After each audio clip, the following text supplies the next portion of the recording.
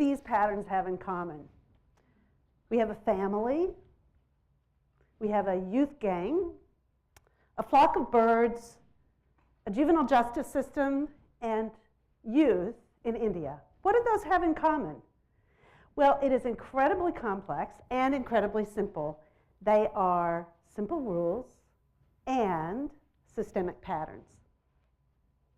So in all of these cases, what we have are individuals following simple rules in local conditions, and over a group of agents, over time, over space, we have emergent patterns that come out from the whole that are greater than the sum of the parts.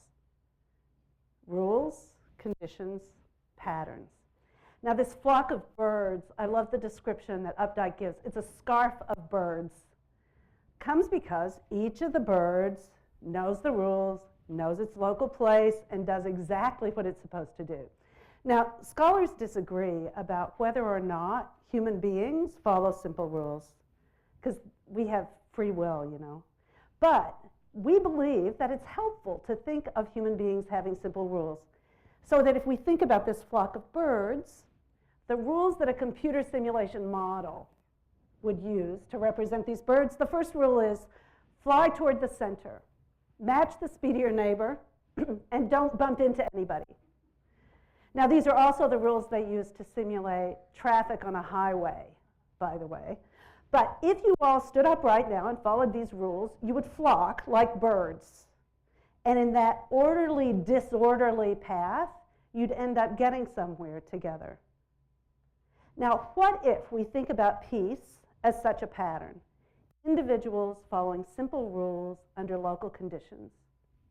What would that tell us about conflict? And what if we thought about conflict as a pattern that emerges, individuals following simple rules under local conditions? What would that tell us about peace?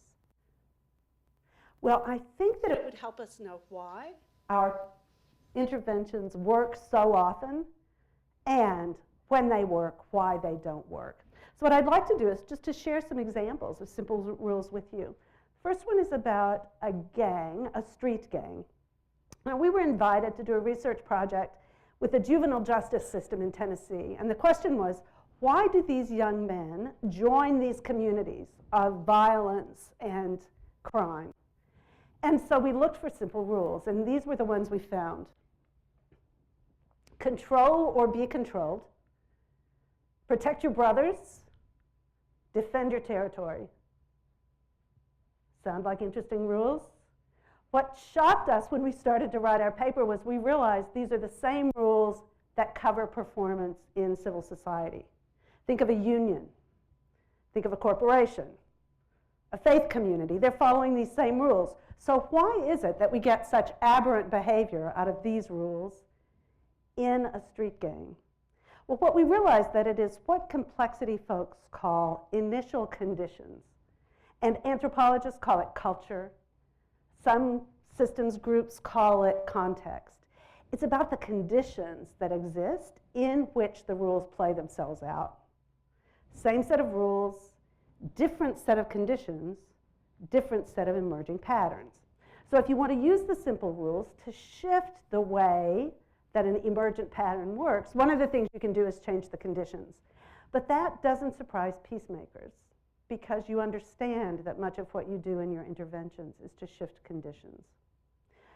The surprise that it does give is that you can think about the same intervention into the different set of rules is going to give you a different outcome. So it may very well be that you do one thing in one place and it works, but you go to another place where the simple rules are different and it's not going to work. So you can't use conditions themselves to predict. In fact, you can't predict at all. But if you are aware of the rules and can shift them, sometimes a different pattern can emerge. But what if you don't have the power or the position or the time to influence the conditions? Then what can you do? Well, one of the things you can do is to reinterpret the rules. If you reinterpret the rules, what you do is to say, let's just shift them a little bit. So this was used in a settlement house in South LA to work with a street gang. And what they found was that if they took that rule protect your brothers, and they redefined brothers as biological siblings and not gang brothers. And if they said to teenagers in the community, come to the house, we'll feed you, we'll let you play games, we'll show you what to do, we'll teach you things, you can bring your little brothers with you, and they can participate. The only rules are, if you bring your little brother, you can come. No gang violence, and you have to come with your brothers. And so what they built in that space with those simple rules, not changing the rules but reinterpreting them, was a zone of peace in that violent community. They reinterpreted the rules. Now, sometimes you can also change the rules explicitly. There's a particular example in Delhi. There was a youth development group that wanted to help young people move into leadership in their communities. And so they went into the community and they discovered one of their simple rules was, remember who you are. And this was a lovely rule in a tradition-based, structured community. And these youth remembered who they were.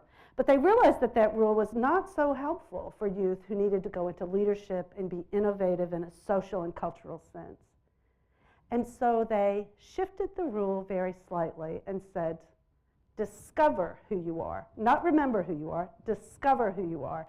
And they helped those youth think about discovering who they were. And the shifts were remarkable in the work that they came to. Because one of the things they discovered was that the traditions were important to them. And so being a part of their families and remembering who they were was an important part of who they were. But when they discovered who they were, they could also work in empathy and creativity in a community to make a change. So you can change the rule, you can change the condition, you can change the interpretation of the rule. And there's yet a third thing that you can do, and that is to build a dialogue using the simple rules. So you can go about the process of entering into dialogue with the ideas in the context. So this is what they did in Delhi. They didn't make up the rules and then just deliver them to someone.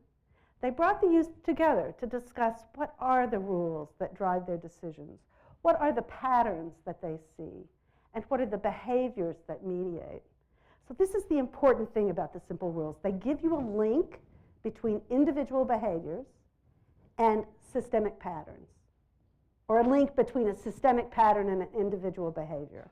And if people can discuss those in a sensitive and shared perspective, they can come to own those rules together.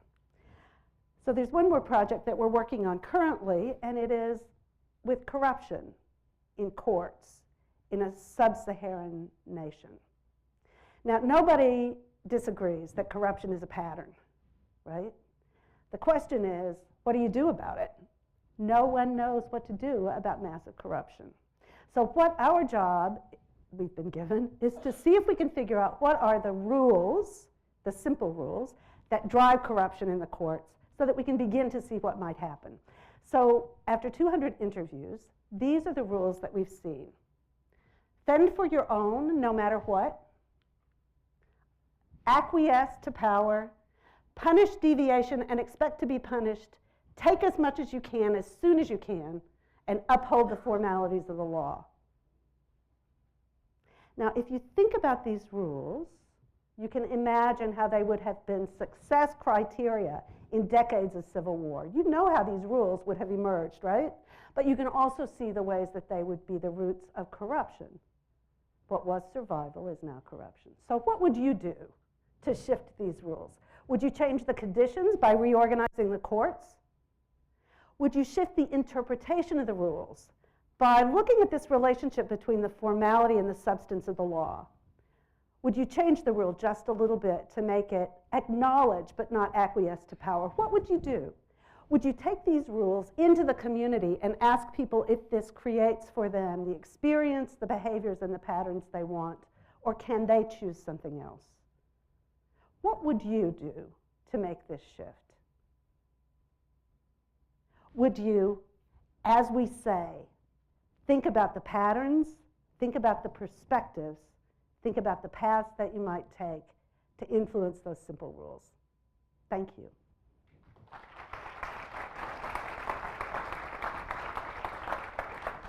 Thanks, Peter.